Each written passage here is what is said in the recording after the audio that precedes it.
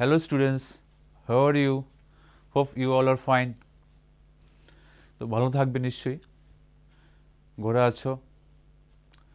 তো আমি আজকে তোমাদের ক্লাস 8-এর চ্যাপ্টার 7টা করাবো ম্যাথমেটিক্সের, যার নাম হচ্ছে গণ এবং গণমূল, কিউব ও কিউব রুটস। যদিও এর আগে চ্যাপ্টারগুলো তোমাদের হয়ে গেছে, ক্লাসগুলো হয়ে গেছে। তো এই চ্যাপ্টারটা তোমার যেটা আছে এটা আমাদের হাফ ইয়ারলি সিলেবাসে আছে। তো এখানে ঘন ও ঘনমূল, কিউব অ্যান্ড কিউব রুট চ্যাপ্টারের মধ্যে কী কী আছে এটা নিয়ে আজকে আমরা আলোচনা করব।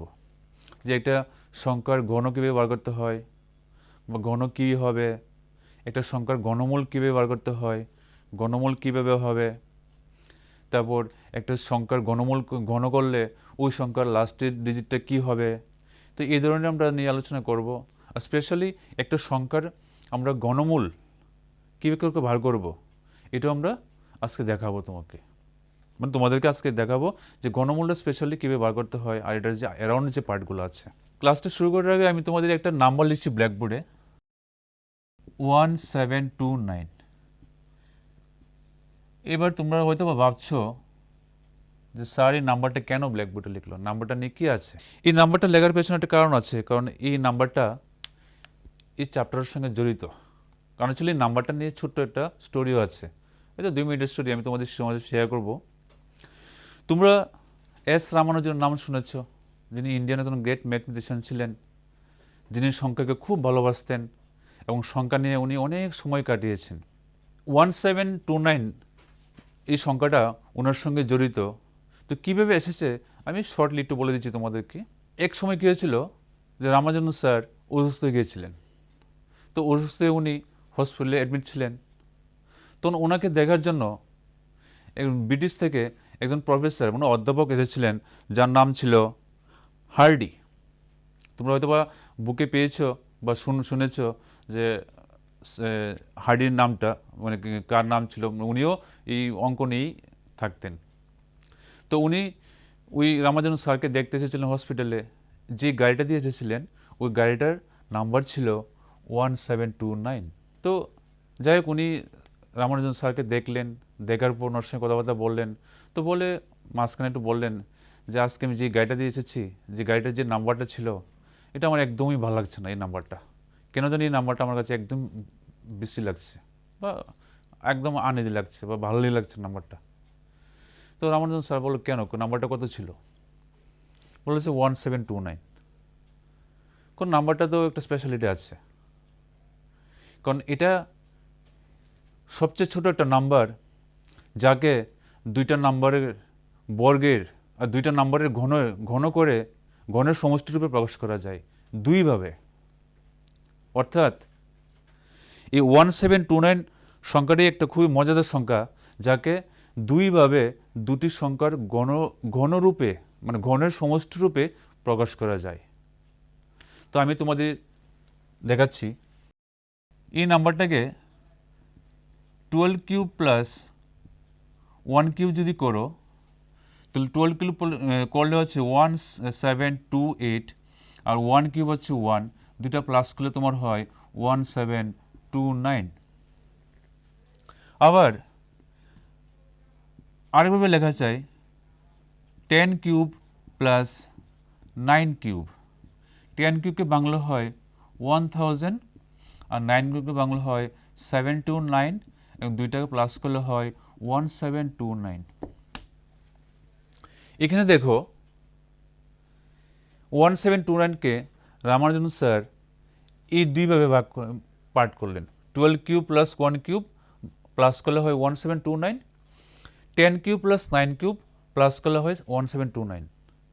তাহলে এর চেয়ে 1729 ছোট আর এরকম কোনো সংখ্যা নেই যাকে এরকম দুইভাবে লেখা যায়।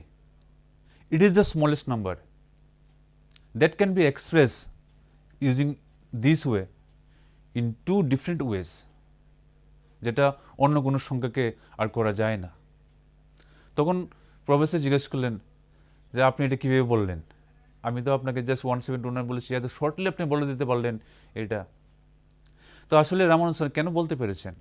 উনি ওনার জীবনে সংখ্যা নিয়ে এত সময় কাটিয়েছেন এবং সংখ্যাকে হয়তোবা উনি কোনো একটা সময় সংখ্যার বর্গ নিয়ে, সংখ্যার গণ নিয়ে অনেক ধরনের সিস্টেম বার করে রেখেছেন, যার কারণে উনি এই সংখ্যাটা শোনা মাত্রই খুব ইজিলি বলে দিতে পারলেন যে এই সংখ্যাটা একটা মজাদার সংখ্যা, যাকে এরকমভাবে দুইভাবে প্রকাশ করা যায়। তো প্রফেসর হার্ডি কিছুক্ষণ সময়ের জন্য স্টান্ট, অবাক হয়ে গিয়েছিলেন। অ্যাকচুয়ালি যে উনি কত গ্রেট ম্যাথমেটিশিয়ান ছিলেন এটা ওই দিনও প্রমাণ হয়েছিল। তো যাই হোক, এই গল্পটা তোমাদের সঙ্গে শেয়ার করছি এই কারণে, কারণ এই গল্পটার মধ্যে এই যে পার্টটা আমরা করেছি এটা কি আমরা ঘন হিসেবে নেব, বা এটা কি বলা হয় কোনো সংখ্যার ঘন। এই যে লিখেছি 12 to the power 3, 1 to the পাওয়ার 3, এই টু দি পাওয়ারকে বলা হয় ঘাত।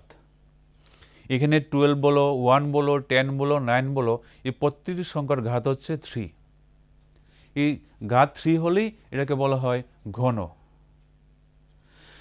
তো আমি তোমাদের সঙ্গে আরেকটা পার্ট দেখাচ্ছি যে ঘন পার্টটা অ্যাকচুয়ালি কীভাবে হয়। আসলে আমরা এই যে বর্গ, ঘন, এগুলো আমরা কেন আমাদের ব্যবহার করতে শুরু করলাম, আমরা এগুলো অঙ্কের মধ্যে কেন আসতে শুরু করলো। সাধারণত তুমি যখন কোনো একটা জায়গা যার দৈর্ঘ্য আছে, প্রস্থ আছে, ওই জায়গাটা কতটুকু জায়গা আছে তুমি বার করতে যাবে, তখন তোমারই ওই বর্গ কথাটা চলে আসে। আর যখন তুমি একটা নিরেট বস্তুর যার দৈর্ঘ্য আছে, প্রস্থ আছে, আয়তন আছে, আর দৈর্ঘ্য, প্রস্থ, উচ্চতা আছে, এবং তুমি ওইটার আয়তন বার করতে যাবে, তখন তোমার ঘনকতাটা চলে আসে। ফর এক্সাম্পল, তোমরা জ্যামিতিতে একটা শব্দ পেয়েছ, নাম হচ্ছে ঘনক। নিশ্চয়ই সবাই পেয়েছ যে ঘনক শব্দটা। ঘনকটা কি? আমি দেখো একটা চিত্র আঁকছি এখানের মধ্যে। এ হচ্ছে তোমার কি ঘনক, যার প্রত্যেকটি বাহুই কি পরস্পর সমান হয়, মানে সর্বদিকে এটা সমান। আমি যদি এক্সাম্পল বলি, এক্সাম্পল নিতে পারে ছক্কা। যারা লুড্ডু খেলে বা লুড্ডু নিয়ে সময় কাটায়, ওরা ইজিলি বুঝতে পেরেছে যে ছক্কা দেখতে কীরকম। তো লুড্ডু যে ডাইস আছে বা লুড্ডু ছক্কাটা, ওটা দেখতে একটা গণকের মতো। তো গণকের কি সর্বদিক, এদিকে এদিকে, left right, front back, top bottom, সব দিকে সমান থাকে, এবং সব দিকে যে পৃষ্ঠাগুলো থাকে সবার ক্ষেত্রফল সমান থাকে। তো গণকটা বলেছি এই কারণে, আমি গণকটা কেন তোমাকে নিয়ে আসলাম। দেখো, আমি একটা ডায়াগ্রাম করছি। এখানে আমি একটা ঘনক অঙ্কন করছি, যার বাহুগুলোর দৈর্ঘ্য হচ্ছে 1 সেন্টিমিটার। এই আমি একটা ঘনক অঙ্কন করলাম যার বাহুর দৈর্ঘ্য হচ্ছে 1 সেন্টিমিটার। এবার আমি একটা 2 সেন্টিমিটার বাহু বিশিষ্ট ঘনককে যদি 1 সেন্টিমিটার বাহু বিশিষ্ট ঘনকে বানাতে যাই, তাহলে আমি কয়টা বানাতে পারবো? তাহলে এবার আমি নিলাম আরেকটা ঘনক যার বাহু হচ্ছে 2 সেন্টিমিটার। আমি এটাকে বানাবো 1 সেন্টিমিটার বাহু বিশিষ্ট ঘনক। তাহলে এটা 1 সেন্টিমিটার, এই পার্টও 1 সেন্টিমিটার, মিলে হলো 2 সেন্টিমিটার। তাহলে 2 সেন্টিমিটার বাহু বিশিষ্ট একটা ঘনককে আমি ঘনক দিয়ে কয়টা 1 সেন্টিমিটার বাহু বিশিষ্ট ঘনক তৈরি করতে পারবো? তো তুমি যদি তোমার আনসার হয় কত হবে দেখো, এদিকে আছে 1 2, নিচে 2টা, উপরে 2টা, নিচে 2টা, রাইট সাইডে। আবার লেফট সাইডেও আছে উপরে 2টা, নিচে 2টা। তাহলে 4 + 4 কত হলো? 80। সেমভাবে এবার যদি আমি 1 সেন্টিমিটার বাহু বিশিষ্ট ঘনক বানাতে যাই, আর যে ঘনকের প্রত্যেকটা বাহুর দৈর্ঘ্য 3 সেন্টিমিটার, তাহলে আমি কয়টা বানাতে পারবো?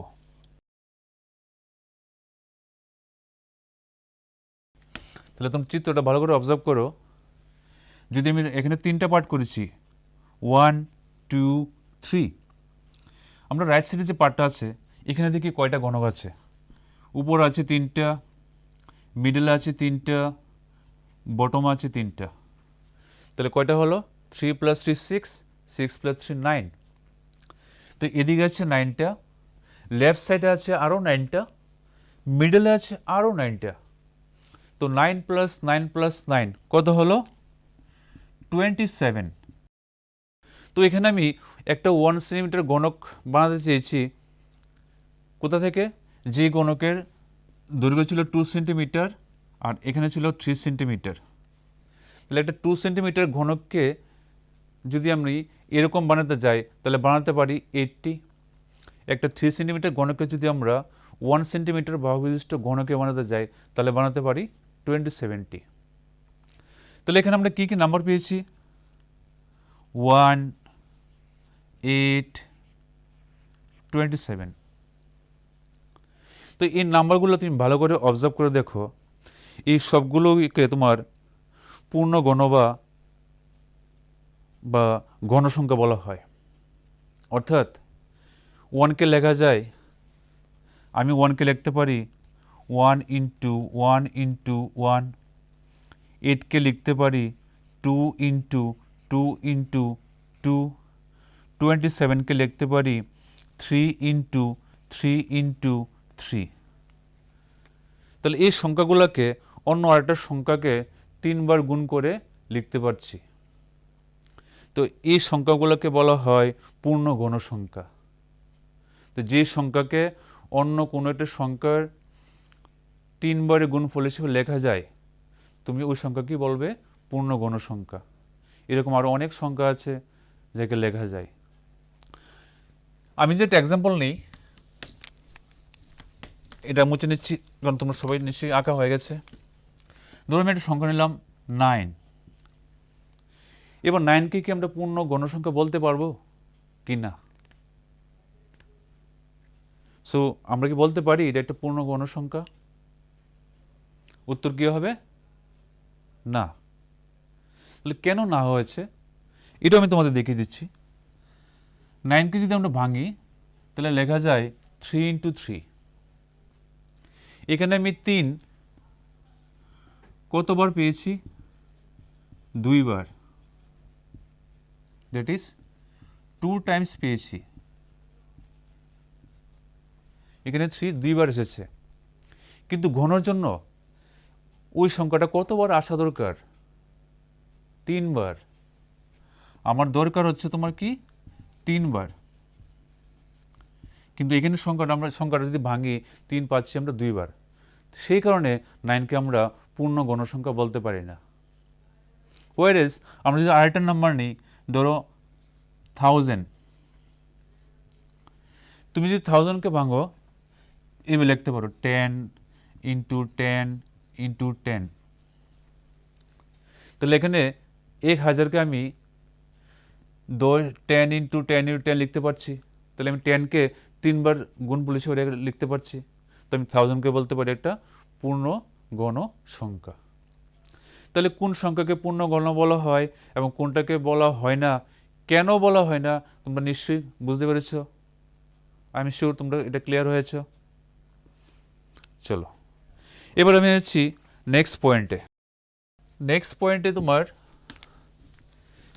ঘন যে আছে, ঘনর কয়েকটা ধর্ম আছে। ধর্ম বলতে এখানে মানে ধর্মাবলী বলতে পারো বা প্রপার্টিজ বলতে পারো। পূর্ণ ঘন সংখ্যার ধর্মাবলী or properties.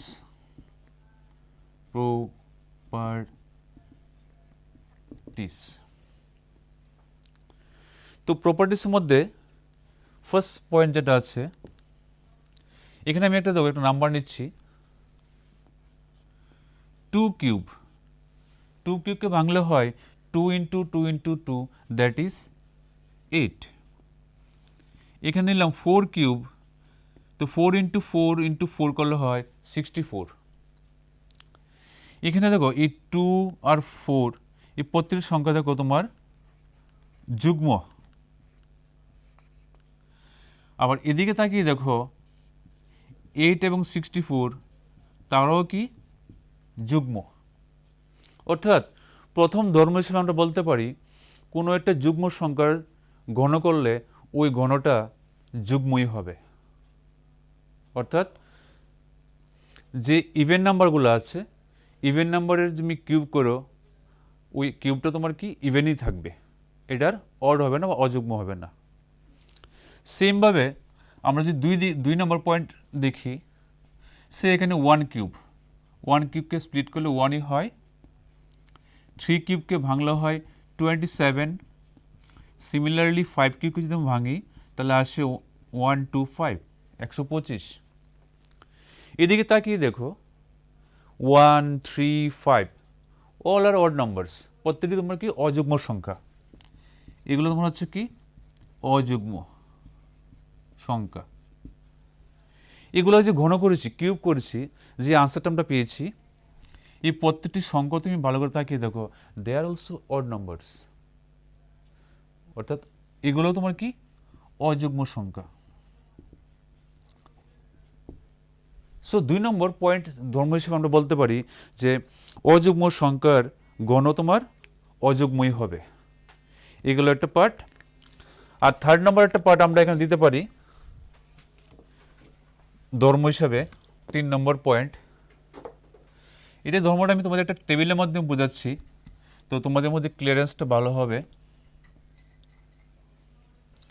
এখানে আমি নিলাম তোমার কি কোন সংখ্যার একক ঘরের সংখ্যা,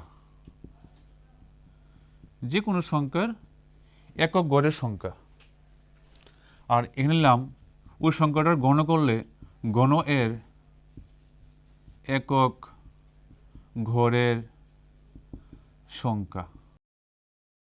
আমি আবার বলে দিচ্ছি, আমি এই টেবিলের বাম দিকে উপরে লিখেছি সংখ্যার একক ঘরের সংখ্যা, ডান দিকে লিখলাম ঘন এর একক ঘরের সংখ্যা। কোনো একটা সংখ্যার একক ঘরের সংখ্যা তোমার ধরো 1 আছে, তাহলে ওই সংখ্যাটা যদি আমি ঘন করি, তার যে গণফলটা আসবে, ওই গণফলের যে একক ঘরের সংখ্যাটা হবে, ওই সংখ্যাটার মধ্যে তোমার কি হবে, অর্থাৎ আমি 1-এর যদি ঘন করি, মানে 1-এর না, যে কোনো সংখ্যাটা ঘন করি যার একক ঘরের সংখ্যা হচ্ছে 1, সে ধরো 2, 3, 1, এই সংখ্যাটার একক ঘরের সংখ্যা কি 1। তো এরকম যে কোনো সংখ্যাই হতে পারে, এটার যে ঘনটা হবে তারও একক ঘরের সংখ্যা তোমার কি 1ই থাকবে। কারণ তুমি ধরো আগের পার্টে কি আছে এটা তুমি দেখতে যেও না, লাস্টে কি আছে 1, 1 তুমি 3বার গুণ করো, 1 × 1 × 1 আলটিমেটলি 1ই হবে। তাহলে এরকম যত সংখ্যাই হোক যার একক গড়ের সংখ্যা 1, তুমি এটা ঘন করলে লাস্টের যে ইউনিটটা আসবে এটা তোমার কি 1ই থাকবে। এইভাবে যদি 2 হয় তাহলে হবে তোমার 2 × 2 4, 4 × 2 কি হয় 8, তাহলে লাস্টে তোমার আসবে এখানের মধ্যে 8। সেম 3 হলে কি হয় 3 × 3 9, আবার 9 × 3 27, তো 27 এর লাস্টে কি আছে 7।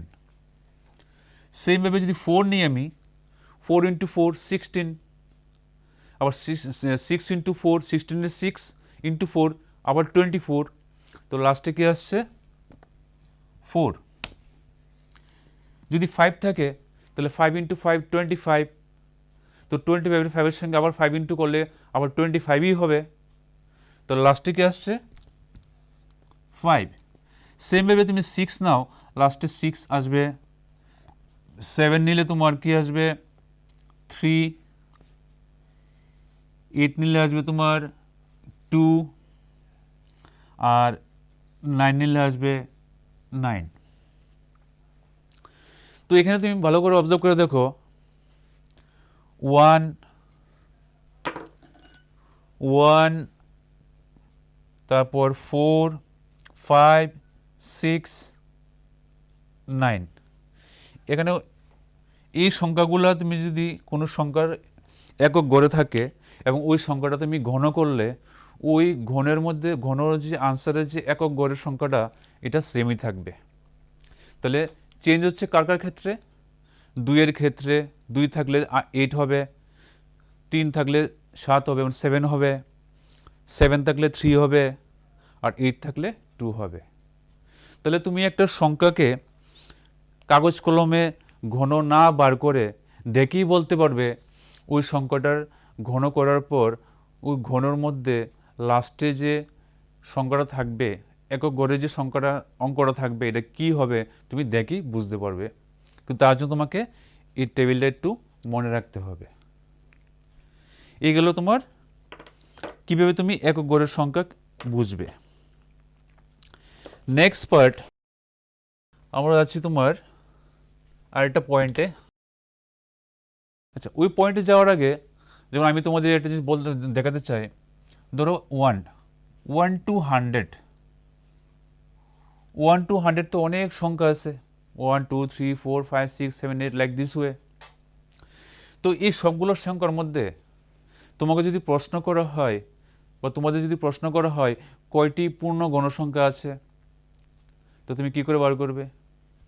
তো লেটস সি, আমরা বার করে দেখি কয়টা পূর্ণ গণসংখ্যা এখানে আছে।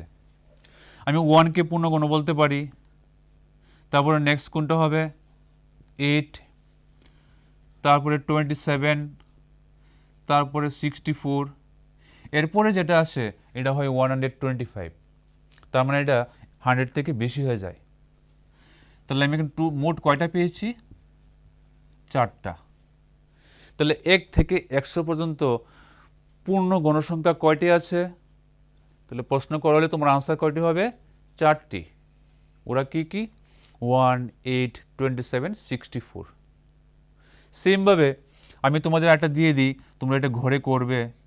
1 থেকে 1000 পর্যন্ত মোট কয়টি আছে এটা তোমরা বসে বসে বার করবে, যে পূর্ণ গণসংখ্যা মোট কয়টি আছে 1 থেকে 1000 পর্যন্ত, এটা তোমরা ঘরে বার করবে। নেক্সট টপিক লেখা হয়েছে নিশ্চয়ই সবার, ঘনমূল। এটা হচ্ছে কিউব রুট, যে কোনো একটা সংখ্যার ঘনমূল তুমি কি করে বার করবে। এটা একটা ইম্পর্টেন্ট পার্ট, যেটা আমরা যখন তুমি নেক্সট ক্লাস যাবে, স্পেশালি 9 10-এ, তখন ঘনমূল পার্টটা তোমার প্রতি জায়গায় জায়গায় ইউজ হবে, অঙ্কের মধ্যে না শুধু অন্য সাবজেক্টেও ইউজ হবে। তো ঘনমূলটা তোমাকে ভালো করে শিখতে হবে, তোমাদের ভালো করে শিখতে হবে যে ঘনমূল কী করে বার করতে হয়। তো এখানে আমরা ঘনমূলটা তোমার, যেমন তোমার যদি আমি একটা প্রশ্ন করি ঘনমূলটা কীভাবে বার করার প্রসেসটা দেখানোর আগে আমি তোমাদের সিম্পল একটা প্রশ্ন করছি, যে যদি একটি ঘনকের আয়তন, ওই যে ঘনক আগে দেখেছিলাম, যদি একটি ঘনকের আয়তন 125 ঘন সেন্টিমিটার হয়, তাহলে ওই ঘনকটার বাহুর দৈর্ঘ্য কত হবে? তো এই ধরনের যে প্রবলেমগুলো আছে এগুলো সলভ করার জন্য তোমাকে ঘনমূল কীভাবে করতে হয় শিখতে হবে, তখনই তোমার কি ঘনমূল ব্যবহারটা লাগবে।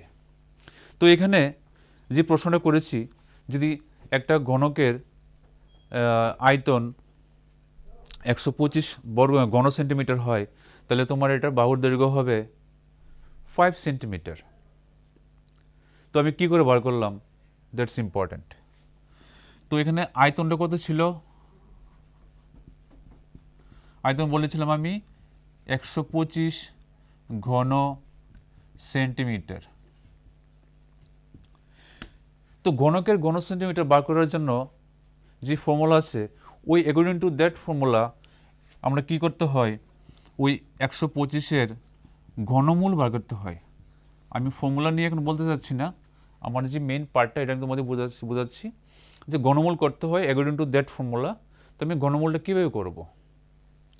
এই 125-এর ঘনমূল তোমাকে করে বার করতে হবে বাহুর দৈর্ঘ্য কত। তো এখানে যে প্রসেস দিয়ে করব, উৎপাদক বিশ্লেষণের মাধ্যমে আমরা এটা বের করব। উৎপাদক বিশ্লেষণ কীভাবে করতে হয় তুমি বর্গমূল নিশ্চয়ই করেছো, বর্গমূল চ্যাপ্টারে, এগুলো আগের চ্যাপ্টারে ছিল যে উৎপাদক বিশ্লেষণ কীভাবে করতে হয় একটা সংখ্যার। তো এটা সেম মেথড আমরা এখানে অ্যাপ্লাই করব। তো 125-কে প্রথমে আমরা ভাগ করব 5 দিয়ে, কারণ এটাকে 5-এর আগে এক মৌলিক সংখ্যা দিয়ে ভাগ করা যায় না, 2 দিয়েও হয় না, 3 দিয়েও হয় না। তো আমরা কি করব? 5 দিয়ে শুরু করব। তাহলে 5 দিয়ে করলে হয় কত? 25। আবার 5 দিয়ে করো 5। তো এই জায়গাটা ভালো করে অবজার্ভ করে দেখো আমি কয়টা 5 পেয়েছি? 3টে 5 পেয়েছি। দেখো 1 2 3। দ্যাট মিনস 125-কে আমরা 5-এর প্রোডাক্ট হিসেবে লিখতে পারি, এভাবে লিখতে পারি। তো 125 লিখতে পারি 5 ইন্টু 5 ইন্টু 5, বা এভাবে লিখতে পারো 5-এর ঘাত 3 মানে 5 টু দি পাওয়ার 3। তো কোনো একটা সংখ্যার যখন ঘনমূল করতে হয়, তো ঘনমূলের চিহ্নটা তোমার হচ্ছে এরকম, এই যে বর্গমূলের চিহ্ন দিয়ে এখানে 3 লিখতে হবে। অ্যাকচুয়ালি বর্গমূলের সময় এখানে 2 থাকে, তো 2 আমরা লিখি না, না লিখলে চলে, কিন্তু 2-এর বেশি হলেই তোমাকে ওই সংখ্যাটা এখানে লিখতে হয়। এটাকে বলা হয় অর্ডার অফ দ্য রুট, অর্থাৎ এই রুটের মাত্রা হচ্ছে এখানে 3। তো এখানে আমরা কি লিখবো 1 2 5। তো সেই অনুসারে আমরা 1 2 5-কে উৎপাদক বিশ্লেষণ করে আগেই বের করে রেখেছি 5 ইন্টু 5 ইন্টু 5। তো এখানে লিখো 5 ইন্টু 5 ইন্টু 5। তো এখানে যে 3 আছে এটার অর্থ হচ্ছে বা এটার মিনিং হচ্ছে এই 3টা সংখ্যা থেকে তোমার কি একটা সংখ্যা বেরোতে পারবে, অর্থাৎ একটা সংখ্যা যদি 3 বার আসে 3 বার থেকে সে একটা বেরোবে। তাহলে আমি লিখতে পারি 5, তখন আর এই চিহ্নটা থাকবে না। তো আমি বলতে পারি 125-এর তোমার কি ঘনমূল কত হলো 5। তো সেমভাবে এক্সামে তোমাদের এরকম কোশ্চেন আসবে, অনেকগুলো সংখ্যা দেওয়া থাকবে, যে সংখ্যাগুলো তুমি কি ঘনমূল কীভাবে করবে। ধরে ফর এক্সাম্পল আমি একটা সংখ্যা নিলাম 3375। যদি এই সংখ্যাটা আমরা করি, প্রথমে আমি এখানে দিয়ে দিলাম তোমার কি দিয়ে, আগে দেখি 3 দিয়ে যায় কিনা। ওই যে আমাদের আগে চ্যাপ্টারে আগে ক্লাসে করেছিলে 5 + 7 12, 12 + 6 হচ্ছে তোমার 18 যাবে। তো 1 1 2 5, আবার 5 + 2 7 9, আবার 3 দিয়ে যাবে, 3 3 যা 9, 2 3 7 যা 21, 3 5 যা 15, আবার 3 দিয়ে যাবে, 3 1 যা 3, 3 2 যা 6, 3 5 যা 15। এখন এটা 5 দিয়ে যাবে, 5 2 দিয়ে আর 5 দিয়ে, 5 দিয়ে এগেইন 5। তো এই জায়গায় তুমি ভালো করে বা তোমরা ভালো করে অবজার্ভ করে দেখো, 335-কে যদি আমরা উৎপাদকে বিশ্লেষণ করি, তাহলে 3টা 3 পেয়েছি, 3টা 5 পেয়েছি, অর্থাৎ it can be written as 3 into 3 into 3, again 5 into 5 into 5। তো এখানে 3টা, এখানে 3টা। এবার তুমি যদি এই সংখ্যাটার 3375 এর ঘনমূল করো, তাহলে এখানে আমি বলেছিলাম যে ঘনমূল যখন করার সময় এখানে রুটের ভিতর থেকে 3টা মিলে একটা হবে, তাহলে একটা 3 আসবে আর একটা 5 আসবে। তো 3 ইন্টু 5 15। তাহলে তোমার 3375-এর তোমার ঘনমূল হলো কত 15। তো এইভাবে তুমি যত বড় সংখ্যাই হোক তুমি উৎপাদক বিশ্লেষণ করে প্রত্যেকটি সংখ্যারই তোমরা কি এইভাবে ঘনমূল বার করতে পারবে। তো এইভাবে আরও অনেকগুলো সংখ্যা নিয়ে তোমরা ঘরে প্র্যাকটিস করবে। আর লাস্ট আরেকটা পার্ট তোমাদের দেখিয়ে দিচ্ছি, যেটা তোমার অ্যাপ্রক্সিমেট হিসেবে করা হয়, যেটা তোমার উৎপাদক বিশ্লেষণ না। আমি একটা সংখ্যা নিচ্ছি, তোমাদের দেখে নাও, এটা তোমরা মুখে মুখে করতে পারবে।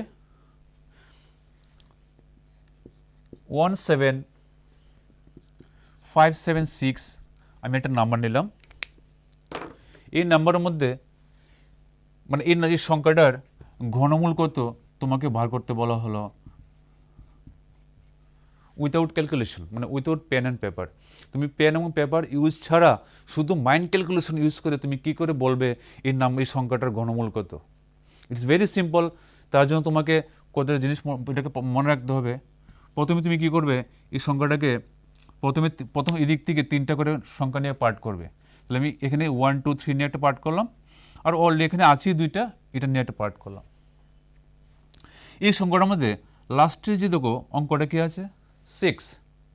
আমি জাস্ট ফিউ মিনিটস এগো একটা টেবিল দিয়ে ডিসকাস করেছিলাম যে কোনো সংখ্যার লাস্টে যদি 6 থাকে, ওই সংখ্যাটার যদি আমি ঘন করি তাহলে লাস্টে তোমার কি আসবে 6ই থাকবে। তাহলে আমি বলতে পারি যে এই সংখ্যাটার যদি আমি ঘনমূল করি এটা লাস্ট যে ডিজিটটা এটা থাকবে তোমার কি 6। নেক্সট পার্ট, এখানে আছে আমার কি 17। এখানে 2 ডিজিট হতে পারে, 3 ডিজিট হতে পারে। তো 17কে আমি দেখো কীভাবে বোঝাচ্ছি। 17 যে সংখ্যাটা এটা তোমার 2 কিউব এবং 3 কিউবের মাঝখানে আছে। কোথায় আছে? 2 কিউব হচ্ছে 8, 3 কিউব হচ্ছে 27 এবং দুইটার মাঝখানে হচ্ছে 17। তো এখানে এই যে 2 আর 3 দুইটা সংখ্যা আমি নিয়েছি কিউব গণ করে, এই দুইটা সংখ্যার মধ্যে দেখতে পাবো যে কার গণটা এই 17-এর ইকুয়াল অর লেস, সমান অথবা কম।